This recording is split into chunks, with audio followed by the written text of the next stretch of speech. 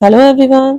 इस एपिसोड में दिखाते हैं कि रैन यू के पास आती है और कहती है मैं अब चलती हूँ।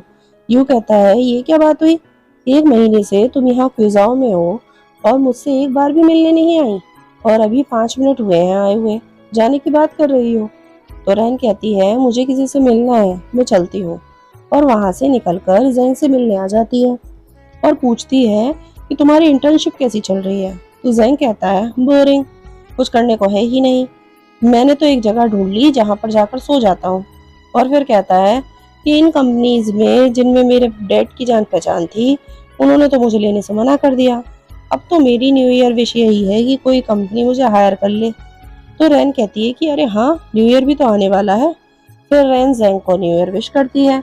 तो जैंग कहता है कि ये नहीं माना जाएगा, न्यू ईयर पर विश करना ठीक 12 बजे।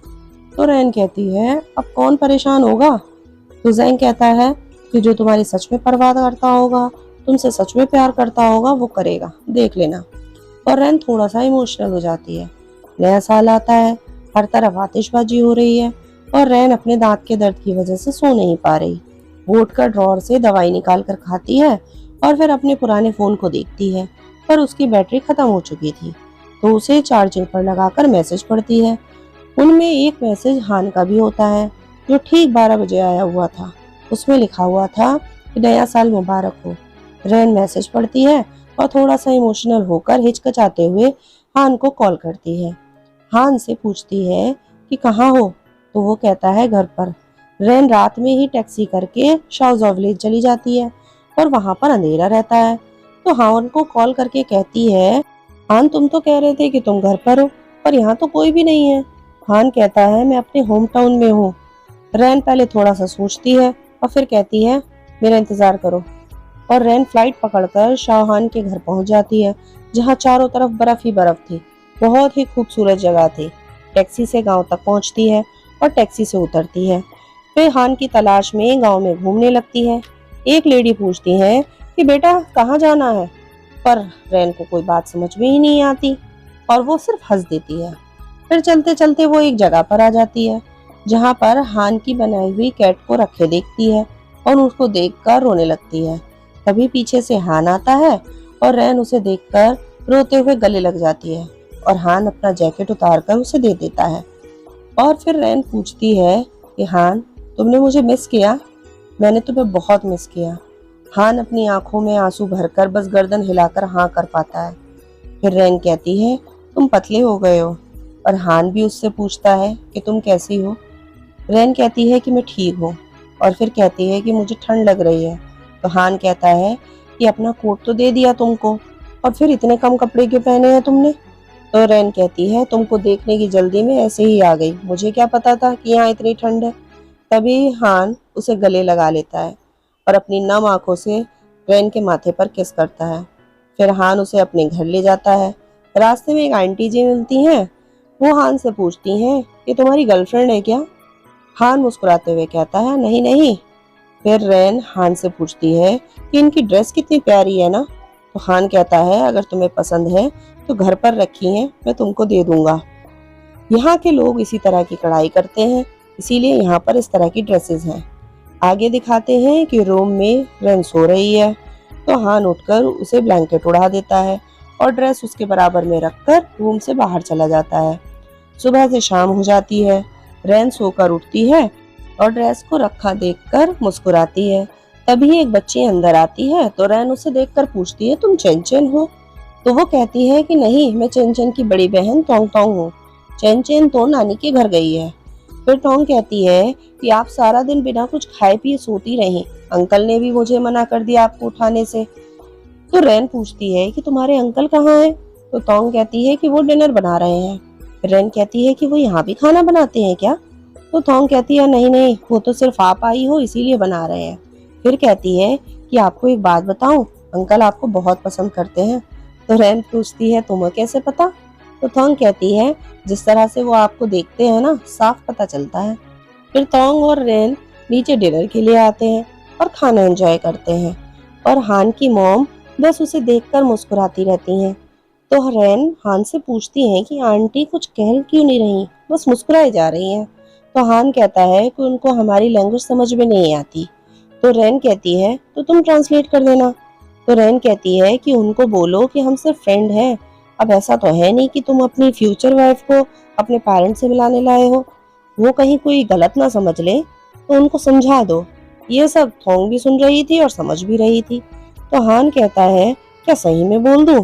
तो रैन कहती है कि क्यों, तुम श्योर नहीं हो क्या? तो हान मुस्कुराता हुआ सा अपनी मॉम से कहता है कि क्या मैं इसे अपनी वाइफ बना लूं? तो मॉम कहती है हाँ हाँ, बहुत सुंदर और प्यारी है, देर मत करना। तो हान रैन से कहता है कि मॉम कह रही हैं कि वो गलत नहीं समझी, तुम हमारे घर में मेहमान हो और मेरी दोस्त भी हो, तो आराम से रहो, और यहाँ आसपास बहुत कुछ है देखने के लिए, अगर चलना चाहो तो चलो। तो रैन थोड़ा सा कंफ्यूज होकर पूछती है कि क्या तुमने सच में ट्रांसलेट करा है सही? तो फ्रेंड्स की बात सुनकर आंटी इतना मुस्कुरा क्यों रही हैं? तब रैन थोंग से पूछती है तुमको समझ आया जो इन्होंने बात की? थोंग हाँ कहती है। तो रैन कहती है मुझे बताओ, जो हान कह रहा है क्या वो सही कह रहा है? तो हान थोंग को इशारा करता है। तो थोंग कहती है हाँ हाँ, यही बात थी, मेरे अंकल कभी झूठ नहीं बोलते। फिर रैन पूछती है कि मुझे कॉल करनी है पर यहाँ पर तो सिग्नल नहीं है। तो हान कहता है कि हिल की टॉप पर सिग्नल आते हैं, तुम खाना खा लो, फिर मैं तुमको वहां लेके चलूंगा। रैन अपने रूम में होती है। हान उसके लिए जैकेट लेकर आता है और रैन को जैकेट पहनाता है। रैन कहती है कि जैकेट बहुत सुंदर है, और फिर हान रैन को एक ऑक्सीजन बॉटल देता है और कहता है हिल पर ऑक्सीजन कम होगी, इसे साथ लेके चलना। और रैन कहती है अगर ऑक्सीजन की जरूरत पड़ी तो तुम हो ना मुझे ऑक्सीजन देने के लिए। तभी हान मुस्कुराता हुआ सा वहां से चला जाता है और रैन भी बॉटल रूम में छोड़ के उसके पीछे पीछे चली जाती है। रात का नजारा बहुत ही खूबसूरत था और रैन और हान दोनों चढ़ते हुए ऊपर आते हैं। एक जगह पर रैन बैठ जाती है और कहती है मैं थक गए। तो हान कहता है तुम कुछ ज्यादा ही कमजोर नहीं हो, एक्सरसाइज किया करो। और फिर दोनों फिर से चलने लगते हैं। रैन ऊपर आकर फोन का सिग्नल ढूंढती है और फिर अपनी मॉम को कॉल करती है और कहती है कि मैं अपने क्लासमेट्स के साथ पे माउंटेन पर हूँ, चिंता मत करना, यहाँ सिग्नल थोड़े से अच्छे नहीं आते हैं, बाद में बात करूंगी। फिर हान से पूछती है कि जब नीचे गांव में सिग्नल इतने खराब हैं, तो जब मैंने न्यू ईयर पर कॉल किया तो तुमने एकदम से फोन कैसे उठा लिया? अब ये मत कहना कि आधी रात को इतनी ठंड में तुम यही इंतजार कर रहे थे, और अगर मैं फोन ना करती तो तुम कब तक इंतजार करते? 1 घंटा, 1 रात, 1 दिन, या फिर उससे भी ज्यादा? थोड़ी देर चुप रहने के बाद हान रैन को देखता है और कहता है पता नहीं, बस इंतजार करता। तो रैन थोड़ी सी इमोशनल हो जाती है और कहती है पागल। तो हान कहता है कि रैन बस इतना जान लो कि तुम मेरी जिंदगी में आखिरी औरत हो। तो रैन स्माइल करती है और फिर कहती है हान मेरे सर में दर्द हो रहा है। तो हान कहता है मैंने ऑक्सीजन बॉटल दी थी ना, कहाँ है वो, उसे निकालो, उससे ठीक हो जाएगा। तो रैन अपने खाली हाथ दिखाते हुए कहती है नहीं लाई। तो हान कहता है तुमने जानबूझकर कराना ये सब? तो रैन बच्चों की तरह कहती है दर्द हो रहा है, मुझे ऑक्सीजन चाहिए, और हान के पास आ जाती है। और हान गुस्से में चला जाता है और रैन कहती है हाँ मुझे ऑक्सीजन चाहिए। तभी हान अचानक से आता है और रैन को किस कर लेता है और कहता है पागल, ऐसे तो और तबीयत खराब हो जाएगी। मगर रैन अनसुना करके हान को फिर से किस करने लगती है। नेक्स्ट मॉर्निंग रैन ट्रेडिशनल ड्रेस पहनकर तैयार होती है। तब थोंग कहती है कि आप तो हमारे गांव की सबसे खूबसूरत लड़की लग रही हो। फिर कहती है दादी माँ कह रही थी कि आपके लिए कोई गिफ्ट है, चलो नीचे चलते हैं। वो दोनों नीचे आती हैं और हान की मॉम अपना कड़ा उतार कर रैन को पहना देती है। तो हान आता है और अपनी मॉम से कहता है कि ये ठीक नहीं है। तो रैन थोंग से पूछती है कि क्या बातें कर रहे हैं? तो थोंग कहती है कि अंकल कह रहे हैं कि ये गिफ्ट आपके लिए सही नहीं है। तो रैन कहती है क्यों सही नहीं है, मुझे तो ये बहुत पसंद आया। तो रैन कहता है कि मुझे कुछ काम से जाना है, तुम थोंग के साथ रहना। रैन रूम में होती है। तभी थोंग आती है और कहती है गांव की कुछ आंटी आपसे मिलने आई हैं, चलो। फिर वो दोनों नीचे आती हैं। थोंग कहती है ये सारे गिफ्ट्स गांव वालों ने आपके लिए भेजे हैं, वो बहुत ज्यादा पैसे वाले तो नहीं है, फिर भी अच्छे से अच्छा किया है उन्होंने। रैन सबको हेलो करती है और फिर थोंग से पूछती है कि क्या मुझे भी उसके बदले में कुछ देना चाहिए?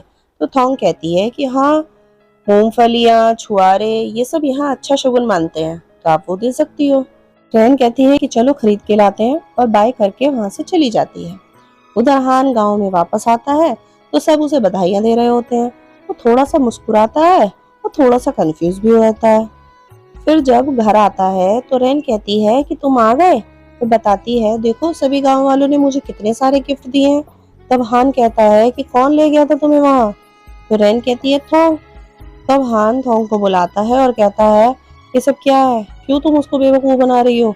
तो थोंग कहती है कि एक्सप्लेन कर दूं क्या उनको। इतने में रैन पूछती है कि क्या एक्सप्लेन करना है। तो थोंग कहती है कि जल्दी से आपको बेटा हो, और ये कह के भाग जाती है। और उसे सुनकर रैन के हाथ से मूंगफली छूटकर गिर जाती है और हान भी बातों पर मुस्कुराता हुआ शर्माता हुआ सा वहां से भाग जाता है। और रैन हंसते हुए कहती है तो हम कब बेटा कर रहे हैं। आगे दिखाते हैं कि रैन लेटी हुई है, तभी उठती है और हान के रूम के बाहर आकर कहती है शाओहान। तो हान पूछता है क्या हुआ। वो कहती है मुझे ठंड लग रही है। हान एक और रजाई लेकर आता है और रैन को उड़ाकर वहां से चला जाता है। उसके बाद में थोड़ी देर बाद फिर से रैन उठती है और फिर से हान के रूम के बाहर आकर कहती है शाओहान मुझे अभी भी ठंड लग रही है। हान फुट वार्मर लाता है और रैन के पैरों की तरफ रख देता है और चला जाता है और फिर लेटकर लाइट ऑफ कर देता है। इधर रैन फिर से उठती है और वार्मर उठाकर एक तरफ नीचे रख देती है। फिर चुपके से हान के रूम में आती है और जैसे ही हान के बेड के पास आती है हान उठकर कहता है आ गई। और रैन बेड पर चढ़कर दूसरी साइड पर जाकर बैठ जाती है और कहती है कि सो जाओ, और हान को पकड़कर लिटा देती है और हान के गले लगकर सोते हुए कहती है टेंशन ना लो, टेंशन ना लो, मैं सिर्फ सोऊंगी और कुछ भी नहीं करूंगी। और फिर दोनों सो जाते हैं। इसी के साथ में ये एपिसोड यहीं खत्म होता है। मिलते हैं अगले एपिसोड में, तब तक के लिए गुड बाय।